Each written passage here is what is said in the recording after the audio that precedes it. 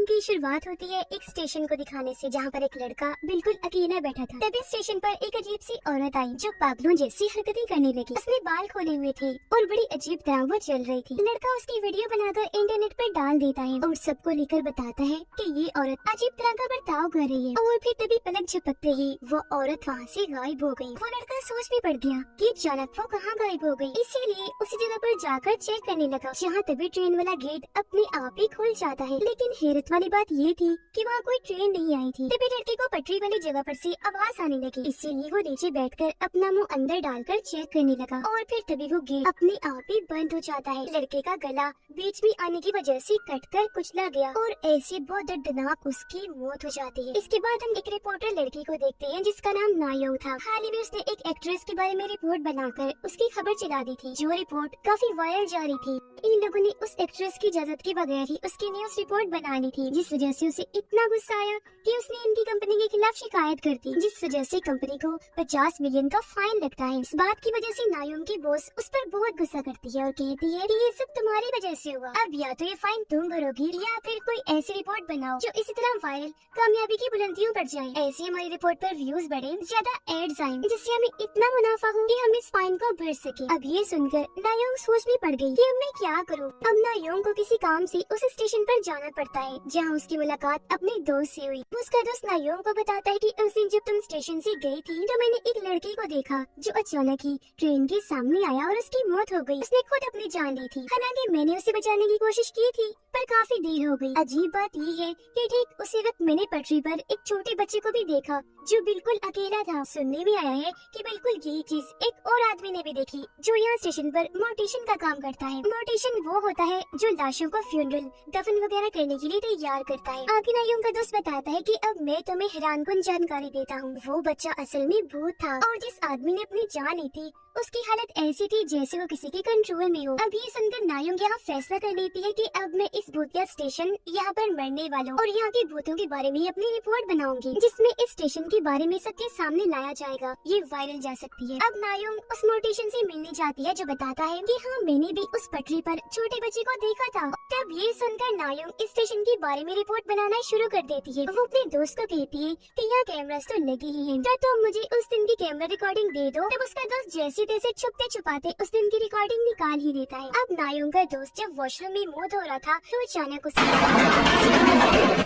जिनसे वो काफी डर जाता है। लेकिन जब वो वहाँ से बाहर आया तो उसे पता चला कि ये तो मेरे दोस्त मुझे डरा रहा था। असल में उस हादसे के बाद इसके दिमाग में कई दिनों तक वही चलता रहा और उसी जैसे डरावने सपने भी उसे आने लगे थे। इत्तेफाक यहाँ ये होता था कि उसका दोस्त भी उसे बिल्कुल इसी तरह डरा दिया करता था। अब एक दिन नायोम के दोस्त को शीशे पर 4 नंबर्स दिखाई देते हैं। जो अजीब बात थी कि यहाँ किसने लिख दी, पर वो इस चीज को नजरअंदाज कर देता है। अब नायोम का दोस्त उसकी रिपोर्ट में मजीद उसकी मदद करने के लिए वो बताता है कि मैंने अभी ट्रेन ड्राइवर को बड़ी अजीब हालत में जाता हुआ देखा है। वो काफी गुमसुम था। अब इस मौके का फायदा उठाकर नायोम उस जगह के लिए निकल जाती है ताकि ड्राइवर से इंटरव्यू ले सके। उसने ड्राइवर को देख लिया जो एक जगह पर बैठा हुआ था। वो भी उसकी साइड में बैठ जाती है और उसका इंटरव्यू लेना शुरू कर देती है। पर वो सहमा हुआ गुमसुम बैठा था और उससे कोई बात ही नहीं करता। इस वक्त हमने देखा कि ड्राइवर के गले पर एक बच्चे का भूत बैठा है जिसने अपने हाथों से ड्राइवर का गला पकड़ा हुआ है और इसी वजह से उसके गले पर अजीब तरह के निशान बन गए थे। फिर अब ड्राइवर वहाँ से उठा और बेसमेंट की तरफ जाने लगता है, जिसके पीछे पीछे नायोम भी चली जाती है। ड्राइवर दीवार की तरफ मुंह करके खड़ा हो गया और बार बार 4 नंबर बोल रहा था जो थे 0319। अब इसी तरह के 4 नंबर नायोम के दोस्त को भी दिखाई दिए थे और अब यह ड्राइवर भी एक भूत में बदल जाता है और उसका चेहरा बहुत डरावना लगने लगता है, जिसके अगले ही पल ड्राइवर वहाँ से गायब। अब नायोम ट्रेन में थी। वो काफी खुश हो रही थी क्योंकि वहाँ का हर एक मुसाफिर उसके स्टेशन वाली खबर को ही पढ़ रहा था, क्योंकि सच में वो काफी वायरल हो गई थी। पर जब उसने नीचे देखा तो वहाँ एक बच्चे का भूत बैठा था जिसका पैर पकड़कर नीचे खींचने लगता है, जो देखकर वो काफी डर गई और उसकी चीख के साथ नायोम को होश आ जाती है, यानी कि ये सब उसका सपना था। पर जब उसने सर उठाकर सामने देखा तो उसके साथ काम करने वाले सारे लोग केक लेकर आ रहे थे, क्योंकि स्टेशन वाली खबर सच में वायरल गई थी और लाखों की तादाद में लोग उस खबर को देख रहे थे, जिस वजह से हर कोई काफी खुश था। नायोम की बॉस कहती है कि तुम जिस ड्राइवर का इंटरव्यू ले रही थी ना, उसकी तो कुछ दिन पहले ही मौत हो चुकी है और स्टेशन पर तुम अकेले ही बैठी बोल रही थी। अब इस बात पर उसे यकीन नहीं आता, इसीलिए वो उस दिन की कैमरा रिकॉर्डिंग चेक करती है जहाँ वो सच में बिल्कुल अकेली थी। ड्राइवर उसके साथ नहीं बैठा था, जो चीज नायोंग को हैरान करके रखती थी। और जो बेसमेंट में गया था वो ड्राइवर का भूत ही था। लेकिन फिर भी इन सब चीजों को समझना नायोंग के लिए मुश्किल हो रहा था, इसीलिए वो उस लड़की के पास जाने का फैसला करती है जो उस दिन ड्राइवर के साथ बैठी थी। और जब नायोंग वहाँ इंटरव्यू देने आ रही थी तो वो वहाँ से चली गई थी। अब नायोंग उस लड़की से मिलने जाती है जिसका नाम टे था, और वो यहाँ नायोंग से बड़ी अजीब अजीब बातें करने लगती है। वो उसे बताती है कि जिस आदमी ने ट्रेन के सामने कूदकर अपनी जान ली थी ना, वो असल में वहाँ कुआं ढूंढने आया था जो स्टेशन के पास ही है। वो फिर यहाँ एक कहानी बताने लगी कि काफी अर्से पहले स्टेशन के पास एक कुआं बनाया गया जिसके अंदर एक कातिल ने बहुत सारे बच्चों को कैद करके रख दिया और उन्हें वहाँ से कभी नहीं निकाला गया, जिस वजह से सभी बच्चे धीरे धीरे करके मारे गए। और अब ये स्टेशन उन बच्चों की वजह से ही भूतिया है, क्योंकि उनकी ही आत्मा यहाँ आकर लोगों को डराती है और उन्हें अपने अपने कंट्रोल में कर उनकी जान ले लेती है। अब ये कातिल कौन था और वो ऐसा क्यों करता था, वो नंबर्स क्या है, वो लड़की यहाँ नहीं बताती। अब नायोंग इंटरनेट पर उसी कुएं के बारे में सर्च करती है। इस कुएं की तस्वीरें वो टे को भेजती है जिससे उसे काफी कुछ याद आने लगता है, पर वो नायोंग को कुछ नहीं बताती। थोड़ी देर बाद टे एक डायरी उठाती है जिसमें कई सारे नंबर्स लिखे हुए थे। हैरान करने वाली बात ये थी कि वो सारे नंबर्स भी 4 थे। साथ ही डायरी के अंदर एक तस्वीर भी थी जिसमें एक आदमी के सामने 2 बच्चे एक ऑर्फनेज के सामने खड़े थे जहाँ पर लावारिस बच्चों को रखा जाता है जिनका इस दुनिया में कोई नहीं होता। सबसे बड़ी बात कि इस ऑर्फनेज का नाम भी वही था जो उस घोस्ट स्टेशन का था। तो अब इस तस्वीर को टे बड़ी गौर से देखने लगती है और उसे कुछ कुछ ख्याल आने लगते हैं। ऐसा लग रहा था कि जैसे इस तस्वीर और ऑर्फनेज से उसका ताल्लुक हो। अब नायन और उसके दोस्त मोटिशन के पास आते हैं जो कि इन्हें उस ड्राइवर की लाश दिखाने ले जा रहा था, क्योंकि नायन उसकी कुछ तस्वीरें बनाना चाहती थी। पर जब इन्होंने लाश पर से चादर हटाई तो उसके जिस्म पर बहुत सारे निशान थे जो नाखूनों के बनाए हुए लग रहे थे। तब यहाँ मोटिशन जानकारी देता है कि ये निशान दरअसल उन बच्चों के नाखूनों के निशान है, क्योंकि उनकी आत्माएं उन लोगों के जिस्मों पर नाखून मार देती है जिनकी अनकरीब मौत होने वाली होती है। क्योंकि यहाँ जितने भी लाशों को लाया जाता है सबके जिस्मों पर ही ऐसे निशान होते हैं, और ये निशान और वो 4 नंबर से बताते हैं कि उन बच्चों की आत्माओं का अगला शिकार कौन है। अब यहाँ नायोंग का दोस्त नोटिस करता है कि मोटिशन की बाजू पर भी वैसे ही निशान बन गए हैं और तो उसके गर्दन में भी एक बच्चे की आत्मा बैठी थी, जो देखकर वो खुद भी काफी डर गया। लेकिन वो ये बात उन्हें नहीं बताता क्योंकि ये इस बात की तरफ इशारा था कि मोटिशन भी मरने वाला है। अब नायोंग देखती है कि स्टेशन वाली खबर बहुत तेजी से वायरल हो रही है। वो इतनी हिट हो गई है कि अब उस पर मिलियन व्यूज आ रहे हैं, पर लोगों पर इसका थोड़ा बुरा असर भी पड़ा था। अब ज्यादा से ज्यादा लोग उस स्टेशन पर जा रहे थे और वहाँ की वीडियो इंटरनेट पर डाल दिया करते थे। सिर्फ यही नहीं बल्कि वो अपने जिस्मों पर नकली नाखूनों के निशान बनाकर अपनी अपनी तस्वीरें भी इंटरनेट पर डाल रहे थे। एक लड़की जब उस स्टेशन पर गई तो उसके गर्दन पर नाखून के निशान बन जाती है, जिनको छुपाने के लिए वो वॉशरूम गई, पर वहाँ कुछ बच्चों की आत्माएं उस पर हमला कर देती है जिनकी वजह से वो अपना कंट्रोल खो देती है और अजीब तरह से वहाँ चलने लगी, क्योंकि एक आत्मा ने उसे बुरी तरह नोचा भी था। लेकिन फिर तभी वो आत्माएं उसे वॉशरूम में बंद कर देती है और उसका दम घोटकर उसकी जान ले लेती है। और वॉशरूम में से अजीब आवाजें सुनाई दी गई थी, इसलिए नायोंग के दोस्त का जो दोस्त था इन स्टेशन वर्कर, वो वहाँ पर चेक करने आता है, पर उसकी भी गर्दन पर हम नाखूनों के निशान देखते हैं, जहाँ तभी बहुत सारे बच्चों की आत्माएं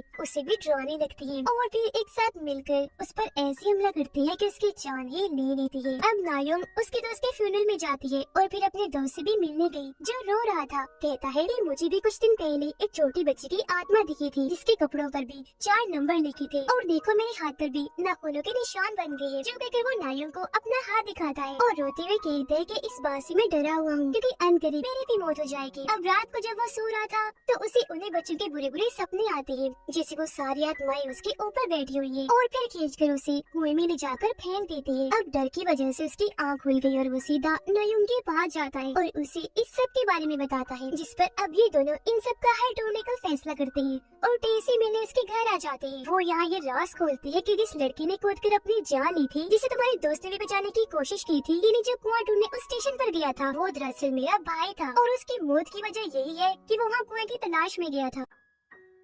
अब ये लोग मिलकर उसका मोबाइल चेक करते हैं, जिसमें से इन्हें एक वीडियो मिलती है जो उसके भाई की थी। वीडियो में टीका भाई बताता है कि मुझे वो कुआं मिल गया है, जिसके अंदर का सीन भी वो दिखाता है जहाँ उन बच्चों के स्केलेटन ने ढांचों के टुकड़े पड़े हुए थे। अब ये सब कुछ देखकर ये लोग फैसला करते हैं कि हम भी उस कुएं को ढूंढेंगे और ढांचों के टुकड़ों की मदद से बच्चों का फ्यूनरल कर देंगे, ताकि बच्चों की जो आत्माएं स्टेशन पर घूम रही है उन्हें सुकून मिल जाए और वो हमेशा के लिए यहाँ से चली जाए। और इसके बाद ये लोग उस कुएं को भी हमेशा के लिए बंद कर देंगे। इस मकसद के लिए अब नायोंग और उसका दोस्त उस स्टेशन पर जाते हैं और पटरियों के रास्ते पर चलते हुए ये एक सुरंग में जा पहुँचते हैं, जहाँ बहुत अंधेरा था और काफी डर भी लग रहा था, क्योंकि बार बार बच्चों की आत्माएं उन्हें डराने की कोशिश कर रही थी। लेकिन फिर भी वो हिम्मत करके आगे बढ़ती रही और आखिरकार इन्हें वो कुआं मिल ही जाता है। पर तभी सारी बच्चों की आत्माएं वहाँ से बाहर आकर इनकी तरफ बढ़ने लगी, इन्हें मारने के लिए। तब यहाँ नायक उन्हें रोककर कहती है कि तुम परेशान न हो, हम तुम्हारी कहानी, तुम्हारी सच्चाई सबके सामने लाकर ही रहेंगे। जो सुनकर सारे बच्चे चिल्लाते हुए रोने लगते हैं और दिखाने की कोशिश कर रहे थे कि हमने कितना दर्द,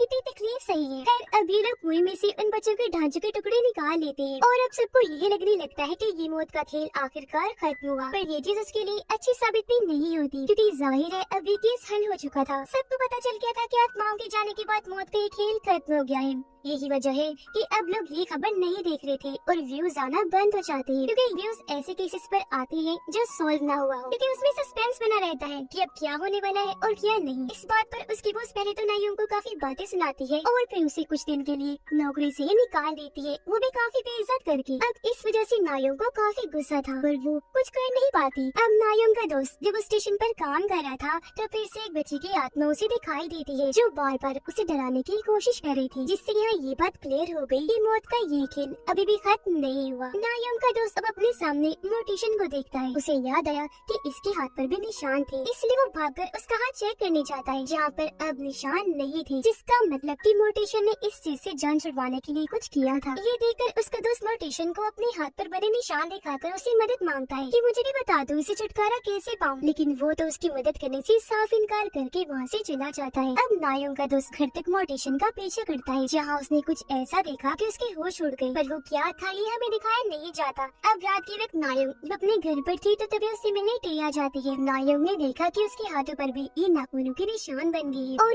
अब यह टे बहुत बड़ा सच बताती है, कहती है कि जब तुम और तुम्हारा दोस्त कुआं ढूंढने गए थे तो तब मोटिशन ने मेरे घर आकर मुझ पर हमला कर दिया। उसने मुझे धमकी दी कि 4 नंबर बोलो वरना मैं तुम्हें जान से मार डालूंगा, जिससे हुआ ये कि उसका कर्ज यानी श्राप मेरे ऊपर आ गया, इसलिए नाखूनों के निशान मुझ पर बन गई है और अब मैं भी उन आत्माओं का शिकार हूँ, मैं मारी जाऊंगी। अब ये नायक उससे पूछती है कि तुम्हें कैसे पता कि ये कर्ज है, और ये इस तरह दूसरे इंसान पर चला जाता है, जिस पर टे बताती है क्योंकि मेरे डैड को इन चीजों की काफी अच्छी जानकारी थी और उन्होंने ही मुझे ये बताया था। और अब यह वो सबसे बड़ा राज खोलती है, कहती है कि मैं असल में उसी आदमी की बेटी हूँ जिसने उन सब बच्चों को उस कुएं में कैद किया था, यानी उस कातिल की। वो बताती है कि मैं भी असल में उन बच्चों में से एक थी, लेकिन फिर एक दिन उसने मुझे कुएं से बाहर निकाल लिया, क्योंकि मैं भी उसकी सौतेली बेटी ही थी, और उसने अपने बेटे के कहने पर ही मुझे निकाला था, जो मेरा सौतेला भाई था, क्योंकि उन्होंने मुझे गोद लिया था। मैं जब कुएं से बाहर जा रही थी तो बाकी बच्चों ने मुझसे मिन्नतें की कि तुम बाहर जाकर प्लीज हमें भी निकलवा देना, पर मेरा सौतेला बाप बहुत जालिम था। उसने हर बच्चे को 4 नंबर्स का एक कोड दिया हुआ था, जैसे किसी का 10-20 था तो किसी का 20-19 था तो किसी का कुछ था, और इन्हीं नंबर से वो हर बच्चे को जानता था।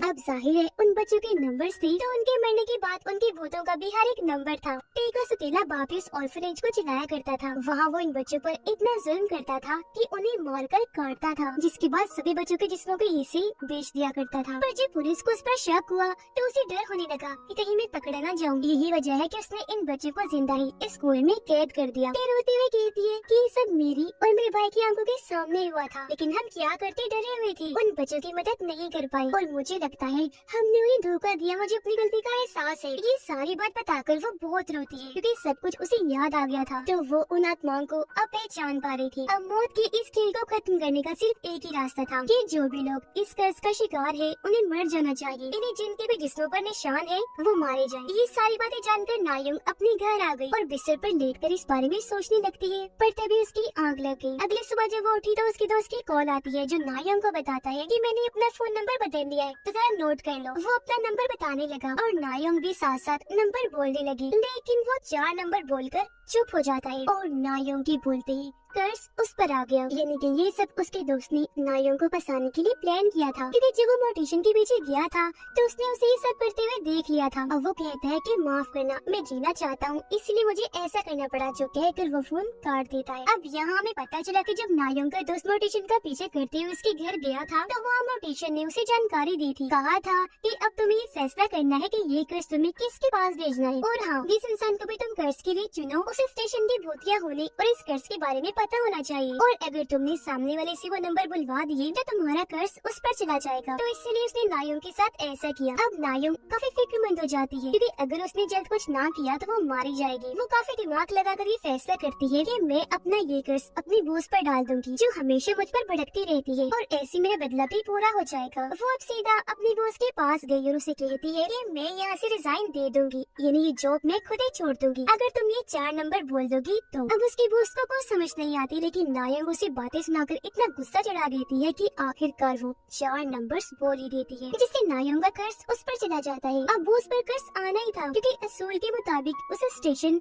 और कर्ज दोनों का ही पता था। वो जब वहाँ से जा रही थी तो उसके पीछे हम बॉस को चिल्लाते हुए देखते हैं, क्योंकि उसके हाथ पर भी नाखूनों के निशान बन गए थे, और वो समझ गई थी कि मेरे साथ क्या हुआ और अब मैं बचने वाली नहीं, यानी कि ये कर्ज कभी खत्म नहीं होगा, ऐसे ही चलता जाएगा तब तक जब तक कर्ज वाले सभी लोगों को जान से ना मार दिया जाए। इसी के साथ ये फिल्म यहीं पर खत्म हो जाती है।